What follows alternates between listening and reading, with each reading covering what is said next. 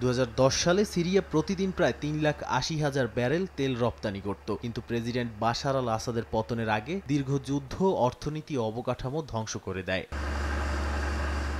এবার তার্তুস বন্দর থেকে নিসোস ক্রিস্টিনা নামের ট্যাঙ্কারে তেল রপ্তানি করা হয়েছে। দেশি জ্বালানি মন্ত্রণালয়ের সহকারী পরিচালক জানান, এই তেল বিক্রি করেছে আন্তর্জাতিক ট্রেডিং কোম্পানি বি-সার্ফ এনার্জি। আরেক কর্মকর্তা বলেন, উৎপাদন রপ্তানির মাধ্যমে সিরিয়ার বাজারে জ্বালানি ঘাটতি কাটাতে সুবিধা হবে। পাশাপাশি আন্তর্জাতিক কোম্পানিগুলোর আগ্রহ প্রমাণ করছে সিরিয়া আবারও বৈশ্বিক বাজারে ফেরার সুযোগ পাচ্ছে বলে মনে করেন অনেকে। আসাদ সরকার পতনের পর যুক্তরাষ্ট্র সিরিয়ার উপর থেকে নিষেধাজ্ঞা প্রত্যাহার করেছে। ফলে নতুন প্রশাসন এখন তেল গ্যাস খাত পুনর্গঠন ও বিদেশি বিনিয়োগ আকর্ষণে উদ্যোগী।